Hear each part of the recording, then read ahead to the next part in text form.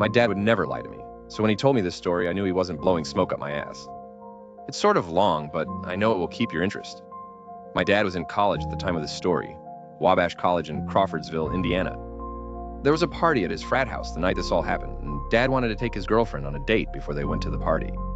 He decided they would go canoeing on a local river that circled a small state park. It was one of those crummy days where it was much darker outside than usual because of heavy overcast. They rented the canoe and started down the river. It began to storm fairly significantly, and they ended up crashing into a pile of rocks. My dad and his girlfriend, Rhonda, got thrown out of the canoe as it tipped over. Rhonda was stuck under the canoe, and so my dad had to get it off of her and pull her ashore. She had hurt her ankle pretty badly, but they had to climb up a pretty steep hill to get to the top where they could search for a place to find help. My dad carried her up the hill. When they reached the top, there was absolutely nothing in sight except woods and more hills. Rather than carry Rhonda up another hill, he told her to stay put so he could run up and see if he could spot any buildings nearby. He ran up to a good spot and began to scan the horizon. The sun was just barely peeking out of the heavy clouds and getting close to setting. Just as he was about to turn away, he noticed a glint of sunlight that reflected off of a tin roof or something like that. He went down and helped Rhonda up the hill.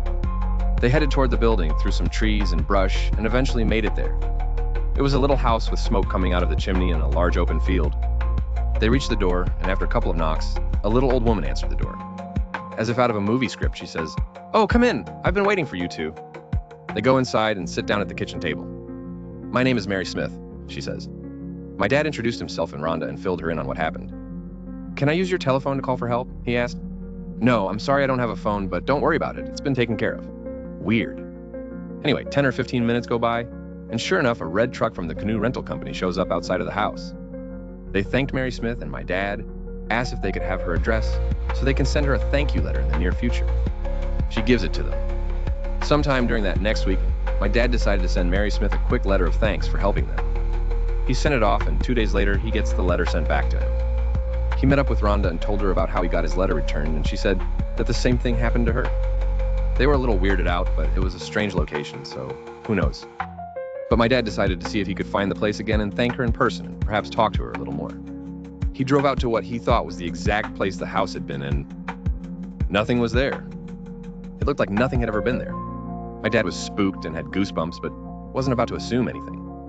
He went directly to the canoe rental company and spoke to the guy who came and picked them up that day at the house.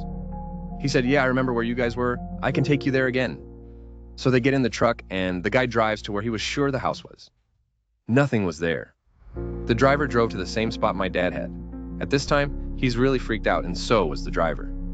He said he was certain that's where he had picked them up, but there was no house there.